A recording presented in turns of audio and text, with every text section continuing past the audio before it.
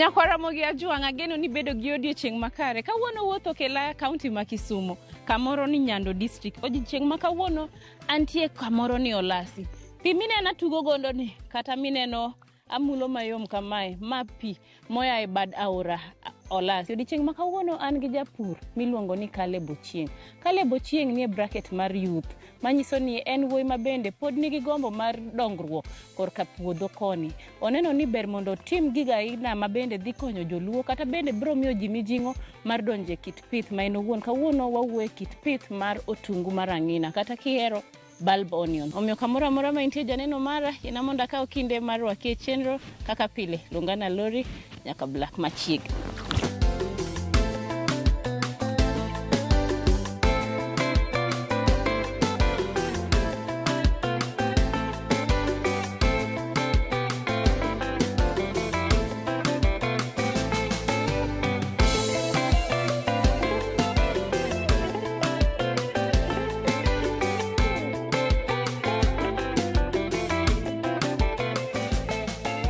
Karibu, adhi maber. Ato ringena ng'eyo jopinye ma samoro ang' ni fulre ni gimoro. Okay, an iluonga ni Caleb Ochieng Olale, ae gweng' miluongo no Olasi. Koro ne abiro ka mondo watim gima watimo kocha cha. Mondo jogweng'wa joluo be onene dongruok mwatimo kocha mondo gimbe gichak timo, gimbe giyude pesa e lwetgi. Erokamano. Ing'eni kiwacho ni kocha jomoko kia. Okay. Gi safar ni sie Caleb. Kuom ji mosenena mang'eny. Apani kuom jok maneno sani nitie jok moko ma osenena makawuono anuora. An napuro kamoro ni Juja Kiambu.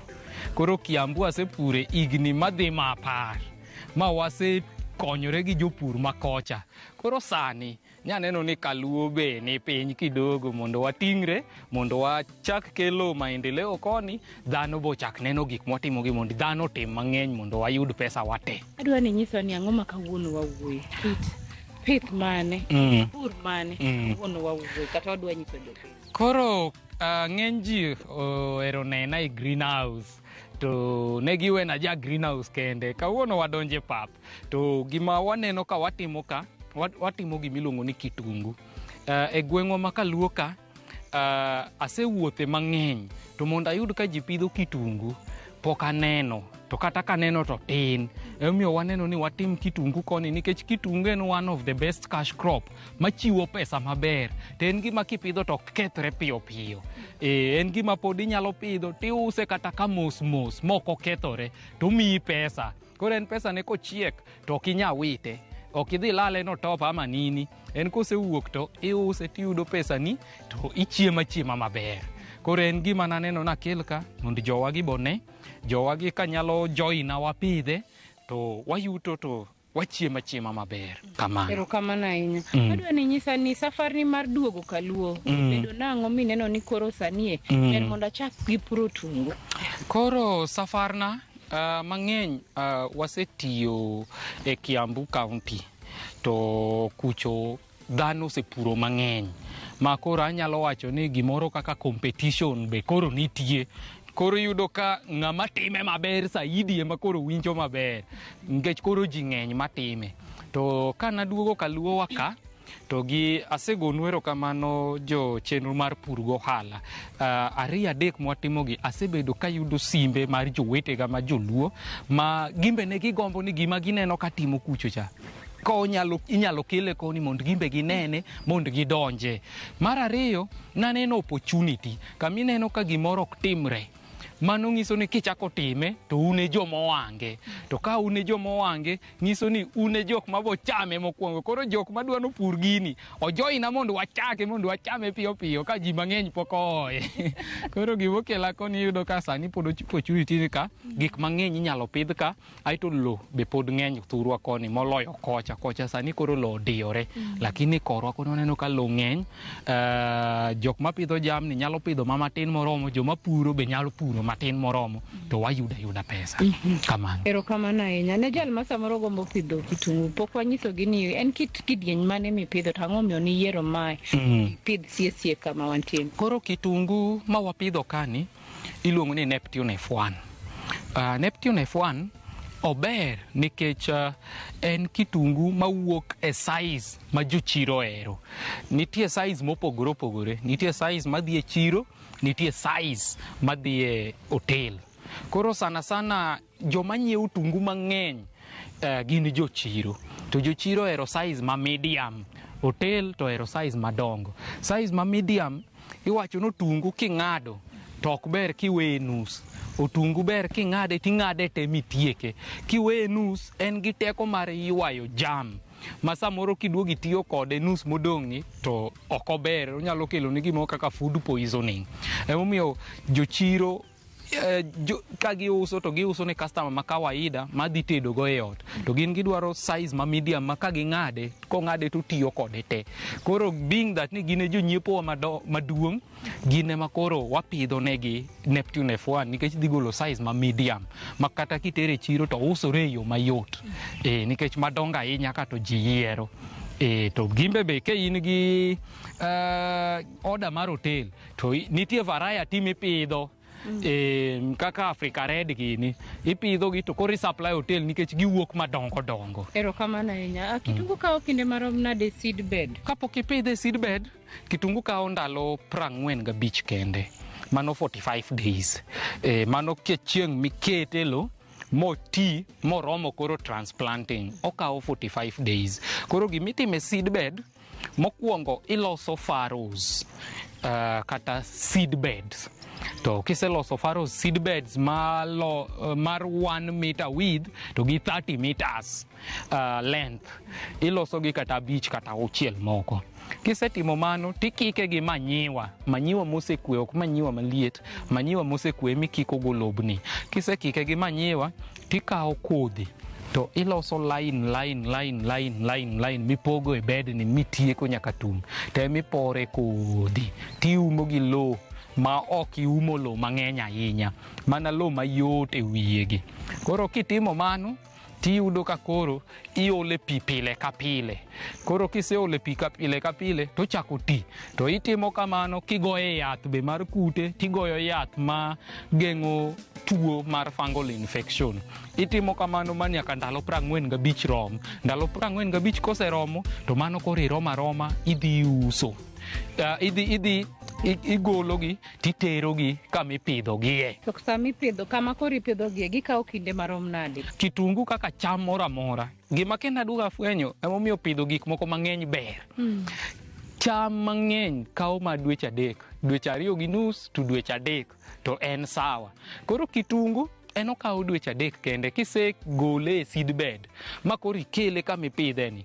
Kae idwa rite ma dweche 3 kende. Koro bang' dweche 3 tochako matuo kende. Kosetuo kende tipudhe to ikete e chieng', otuo matin ma i make sure ni duonde odinore maber. Ka duonde osedinore maber to koro kitungu no inya kane kata dweche 5 ka ok okethore, to kata kitere chiro to koro onyalo budho e chiro ka iuse e yo maber ma ok okethre. Ere kaka ng'ato onego yier site location kuma onego bed opidho kitungu? Koro kitungu sana sana en gima ober kipidhe kamoro ma bet flat, kamoro ma onge gogni mang'eny, nikech en sana sana wajagone ga oula e betege, ma kata ka koth ochwe to oula go ema pi luwo. Koro kiyudo kama plain maber, mano kendo ber gi kitungu. To kiyudo kama otimo gogni tidhi yudo ka kuonde moko pi dhi ketho. Koro kama plain migo oula maber, otungu dhi timo maber kabisa. To lowo be odwaro lowo mokikore. Ok odwa lowo ma achega ahinya, to ok odwa anywang' be ahinya, nikech odwaro lowo mang'ich to ok okun pi, ok oting' pi. Lowo ma well ventilated, me iyudo ka koro pi kata kobiro to dhi piny e yo mayot. Erokamano. Otungu timo maber e season machal nade? Season mane? Ng'enyne kaka joma ohero pesa kaka an wajapidho otungu ka chieng' rieny. Gimomiyo chieng' ka rieny to pidhe mit en nikech seche ma koth chwe to ji pitho mang'eny, to seche ma chieng' rieny ji matin ma pitho, nikech koro watimo gimoro miluongo ni irrigation. mamane makoro jothurwa gi pok otime mang'eny. To sana sana kitungu itimo ne irrigation gi gik moko ariyo. Nitie gimiluongo ni rain hose irrigation, to nitie gimoro miluongo ni drip irrigation. Koro ka gigi iriwo gi te, itiyo gachiel kuom gi, tiyudo ka koro kata chieng' rieny manade, tindo koth to chwer e puothi. Koro kipitho ndalo ma chieng' rieny, tiyudo ka ji matine mopitho, ok ng'ata ng'ata. To chieng' no bober gi tuoyo kitungu seche moseromo machua, odwaro chieng' mang'eny. Koro iyudo ka ndalo no kitungu dhi ng'wech, chieng' no tere ng'wech, to owuok ka en otegno maber mok nya kethore. To jomoko be pidhe ndalo ma koth chwe, to ne ber ka time kodhno kapono chweni, to seche migole choyudo ka koth oserumo. Nikech ka igole ka koth chwe, tiyudo ka igole kong'ich, koro kethre ne bedo mayot. Unless ka in gi kamibo moye, ma bang' kigole puodho tidhi moye motuo, mano e kinya chame maber. Lakini kigole ka piny ng'ich to moye maber, to mano kendo nyalo miyi kasoro matin e ketho go. Nafas kata spacing mar otungu onego bed ni romo nade? Koro kaluwore gi gimitiyogo, for example, kae atiyo gi rain hose irrigation. Koro iyudo ka bed aloso bed mar 2 meters. Bed ka bed en 2 meters. Nikech rain hose cha odiro pi mabor. Koro onyalo cover 2 meters ni te. Ne jok matiyo ne drip lines, ento koro iloso ne ma beds mek 1 meters. Aito koro drip lines adek maringo e wi beds go. Koro mane kako bedo. Ne nyidendi kata mine ma bende nitie kata maneno chendo ni bende ing'eyo ni bank mar Equity sani omiyowa gimoro ma joma mon nya tiyo godo, giluongo ni fanikisha. Fanikisha ni achiel kuom gigo ma fanikisha timo en niya, ka ng'ama nigi ohala, jochama, un gi grube mar mon 2, 3, 5, 10, 12, 30, to un e winjruok achiel, bing'e ni nyadhi e bank mar Equity to gimiyo ulo.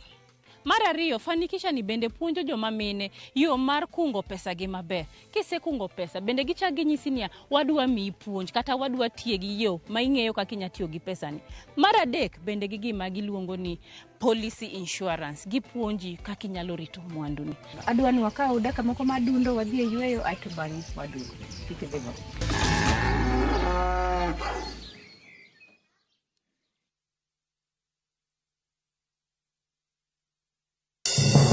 Ngima ok yot. Jawagi wachoga ni piny nyalo goyi boxing. Jot manigi geno mar dak e ngima maber. Ja pesa en ng'ami pako kata okoso. Ora ting tigas mani wang'e lando. Chakre koso rent 30,000 kura yudo kanye sani. nyaka kweo jirani sukari. Nyako chia ijoga ka ena ni pokanyisika. Thank you. Chenro mora mora mipango lokre to bedo chandruok maduong'. Chief dhi nadi kono. Chief dhi kako dwaro to bende pod obiro mana dhi kako dwaro no. Wuogi osiepe mariek to gi jirende makelo kisran. Ine jalwet nyako chia. And those crazy ideas must just come from. Nyiero to ok kosi en nyarko chia. Tich abich, saa 1:45 otieno.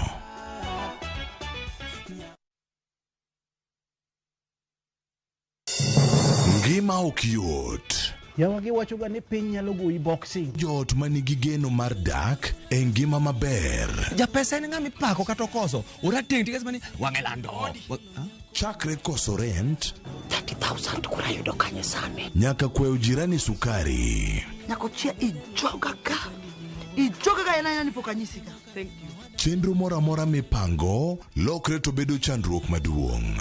Chief dhi nadi kono. Chief dhi kako dwaro to bende pod obiro mana dhi kako dwaro no. Wuogi osiepe mariek to gi jirende makelo kisran. Ine jalwet nyako chia. And those crazy ideas must just come from. Nyiero to ok kosi en nyarko chia. Tich abich, saa 1:45 otieno.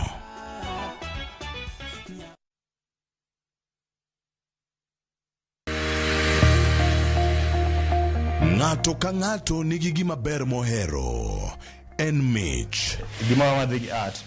Onge ng'at mabobiro to yudi kuma intiere to kawi gi kanyo. En tije madhi mi ng'eri.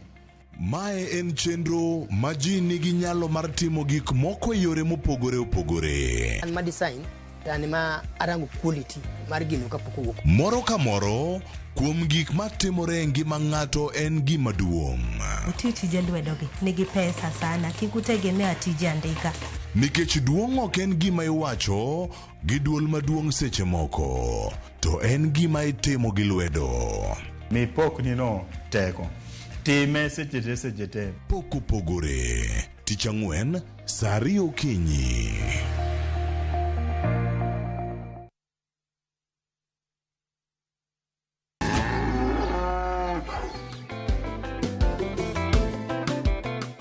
Machiegni kendo janeno maro e kidieny mar 2. Odiochieng' ma kawuono antie kaunti ma Kisumu.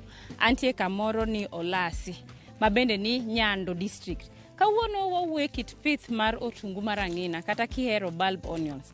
Gi kinde ma wadwa donjo ni adwa ng'eyo niya, japur oseyudo midhiero machal nade? Bende nitie value addition ma en owuon otimo kata opango timo? Higni mabiro ere kuma en owuon kaka japur oneno niya odhi bede? Magi te e chenro mar pur gi ohala kidieny mar 2 machiegni kendo.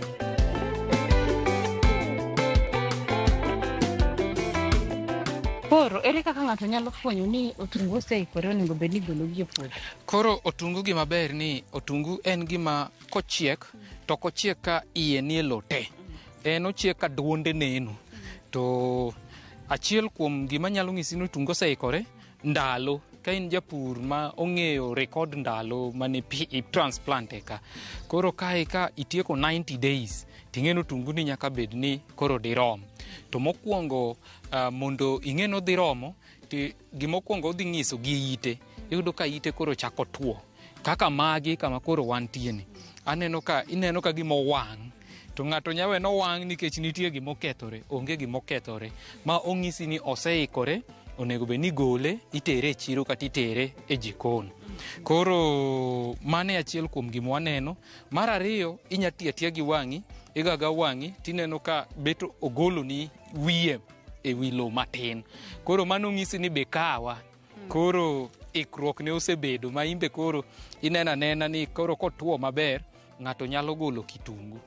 Lakini koro mai ndalogo ok ng'eny. Gimomiyo ndalogo ok ng'eny nikech pok otuo moromo. Koro kitungu bila ni sani pod awacho ni adong' gi jumbe 2 kata jumbe 3 eka gole. Gimomiyo mano odwaro ni ite ni tuo te ma wiye kae tuo madinore. Wiye ka kosetuo modinore nyiso ni pi ma iye cha koro ok nyal wuok oko. To mano kitungu ni nyalo bedo kata dweche 7, dweche 8 kata samoro nyakane higa koko kethore. To kigole kama to apani kidhi kode ahinya to jumbe 3 to chako chwero pi oko nikech pok otuo maber. Gin arita mage ma in iwuon kaka japur itemo timo kari kae mondo kochopo ndalo ni mag keyo tiyudo otungu maber ma bende nyalo uso e chiro tiyudo duoko maber? Koro pur te ok otungu kende. Siri en kaka ing'iyo kute machamo kitungu gi tuoche, kaka ing'iyo chiemo ma kitungu chamo, to moloyo kaka imiye pi. Gik moko adekgo king'iyo maber tiyudo ka kitungu ni dhi timo maber. Koro kwa dhi ka kitungu ka kwa chako gi arita mar kitungu, mano miluongo ni crop protection kata onion protection. Gimokwongo nitie kudni miluongo ni thrips. Ka kitungu osegolo ite to jadonjga ei kitungu to miyo koro viga mar ite cha olal. Koselal to koro yudo ka ite ni koselal to gima onegi chieme ni ok yud chiemo maber. Koro yudo ka ok idhi yudo keyo maber. Koro kute no onego bed ni manyo yath mar kute manege. Kwa wuok kanyo wan gi sana kitungu gima chame ga ahinya en tuo mar koyo. Ma sana kaluonge gi dho ngere iluongo ni purple blotch. Koro purple blotch no kaponi iyudo fungicide maber manya manage to mano kendo dhi bedo maber. Aito mogik odwaro feeding program ama feeding regime. To feeding regime mare kitungu onego bed ni tipitho gi fertilizer kata kaka DAP ma loso ne rooting system maber. Kia kanyo bang' jumbe moko 2-3 onego bed ni luwe gi CAN mamiye calcium mobiro go maber, being that calcium en backbone mar chiemo. Aito kitieke makoro ochako nodwa chako bulbing, imiye gima nigi potassium mang'eny ma in most cases watiyoga gi 17 mo balance maber kata 19. Koro kitiyo gi program maber e chako nyaka giko mitimo ne feeding program maber, tiyudo ka kitungu wuok, kitungu moromo, kitungu mochiek maber. To duto te magi te kiketo to make sure ni lob cha ikike gi manyiwa. Manyiwa gi mobergo ni otoyo lo. Manyiwa kose tolo to lo bedo mayom, lo koro ok tuore matek ta. Koro lo kose bedo mayom to manyiwa no be nigi chiemo momedo ne kitungu. Koro yudo ka kitungu ni dhi wuok maber kaka dwarore. Kamano. Erokamano ahinya. Bende nitie value addition ma samoro karika itimo. Koro kuom chiemo te nitie value addition. Koro enena ni pinywa ni dhane mapoko wuotho. Kiwuotho e pinywa inde, iwuotho e piny Dubai, iwuotho e pinje maoko, to sana pinje ma gionge kama ginyalo purogo, gionge lo ma ginyalo puro. Tidhi yudo kaka gik moko kaka kitungu, gik moko kaka nyanya, gik moko kaka pilipili hoho, magien gik ma ka gidhi nyiewo e duka ti inyiewo gi e tam mar poda. Ng'ato ka tedo to imiye poda mar kitungu emole chiemo, poda mar nyanya emole chiemo, poda mar pilipili hoho emole chiemo. Koro mano en gima nyalo budho ndalo mang'eny kapok okethore. To gimoro kaka kitungu ni en gimoro mwanyalo ng'ade matindo tindo, wakete e chieng' otuo, kosetuo to warege. Koro wabedo gi onion powder. Onion powder ni itedo kode to iyudo ndhadhu ma deni tiyo go tungu ni deni yudo. To koro gima ber gi onion powder en gima nyalo bedo kata higni 3 kapok okethore. Koro mano en value addition being that ni ka japur osepure molose mobedo powder en gima ok nya kethore. To mar ariyo, powder no beche tek moingo ma. Nikech mae pod jatedo pod nigi tich mar ng'ade matindo tindo. To powder cha koro japur onge, jatedo onge tich mar ng'ado. En okawe akawa, to kawe kata ojiko 2 to e sufuria gimoro ni lungo wang' onge. Tiyudo ka tije bedo mayot. Koro value addition ma wabo chako timo ka en mar rego kitungu, wabedo gi powder to wause ne jopiny. To koro joma nyiepo yudo tich mayot e tiyo kode e tedo kacha. Kamano. Erokamano. Post harvest management itimo nang'o mondo kitungu gi obudhi? Kamano. Koro ne awacho mokwongo kapok harvest iweyo kitungu matuo maber e puodho. To bang' tuono mano kendo koromo. Kapo ni segole to ber kiyare chieng' ndalo moka 3-4 moro ma chieng' rom iye maber. Eko tuo kabisa insure ni pi okodhi golo oko ama okodhi thicho pi. Koro kisetuoye maber to ikane kama onge pi, kama okodhiek. Ikane kama onge pi madonjo madhi yude. Koro yudo ka mano odhi budho mang'eny. Koro en gole, tuoye, kisetuoye to ikane kama onge pi madhi yude kata pi madhi donjo kuome. To mano kitungu dhi beta beta e yo maber nikech en onge tich mang'eny. Kamano. Erokamano ahinya. Samoro ng'ato gombo pidho kitungu to pok ong'eyo ni gin ang'o monego bed godo kata monego ket piny kapok ochako. Inyalo nyisowa ang'o e wi wach aina? Ne jok magombo chako pidho kitungu, gima duong' moloyo en kodhi. Nikech kodhi yes nitie moko ma local, to koro kitero gimoro e chiro kata itero ni dwa uso, gima ji ng'iyo en quality. Ineno kitungu mwapidho kani en deep red, en gimoro ma okwar maber to en size maber. Koro quality e gima lich. To gima kelo quality en kodhi maber. Koro nitie kothe meka F1 kata hybrid, kodhi ma hybrid.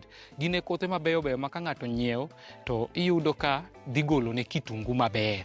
Koro gimokwongo nyaka ing'i en kodhi.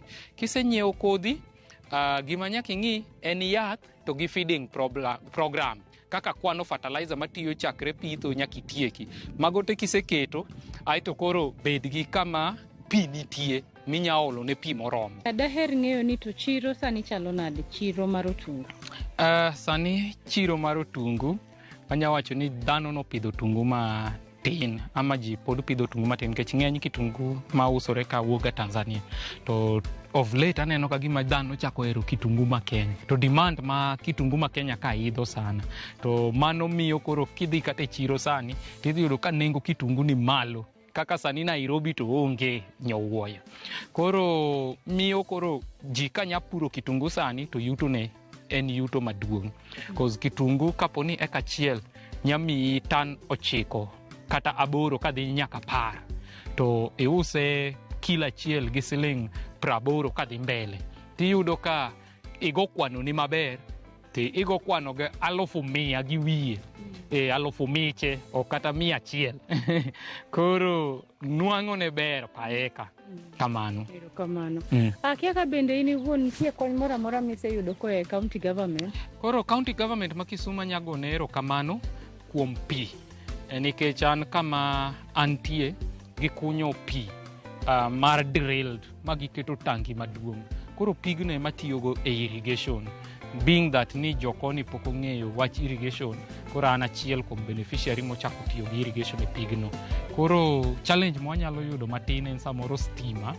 Iyudo ka samoro koth ochwe mang'eny ma transformer lwar, kaka sani mane challenge mwayudo sani. To koro gima nyalo kwayo jo county ka nyalo kelo nwa koro solar mago pigno nyalo konyo mang'eny moloyo rely e stima kende.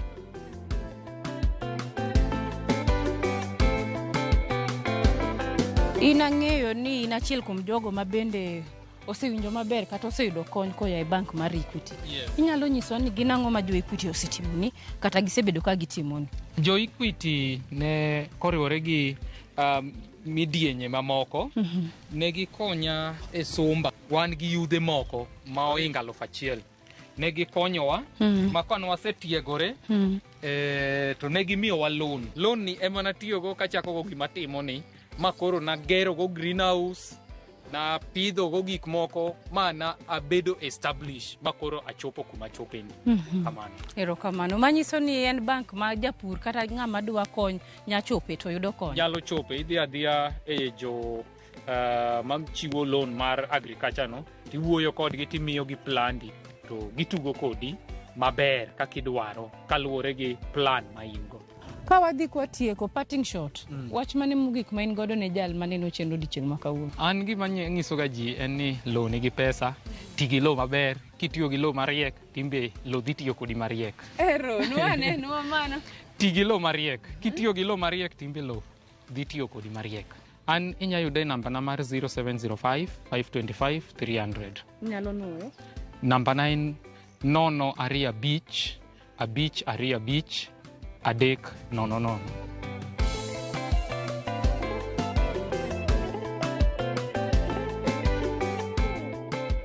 Iwacho ni gimoro amora man gi chakruok ne nyaka bed gi giko. Odiochieng' ma kawuono ne antie county ma Kisumu, kamoro ni Nyando district. Ne antie gweng' miluongo ni Olasi. Kawuono ne an gi japur ma bende king'iyo hike sie tiwacho ni pod wuoy matin kabisa. To kiwinjo gigo mowache dhoge kata in iwuon kibet piny kata an sama timo chenro ni awinjo gik ma wuoyno wacho to wacho ni gima wachono en gima ochikoyo.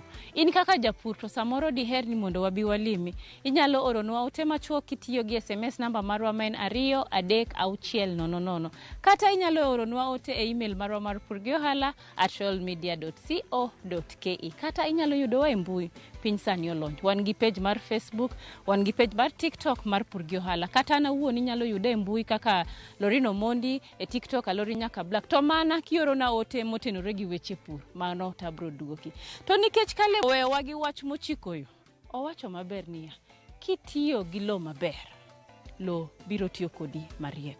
Karuoth oyie, wachak warom juma manyien kaka pile. Luongana Lori nyaka Black. Oriti masana. Mondo mine chenro ni kod mamoko mag pur gi ohala, donji e viewsasa.com.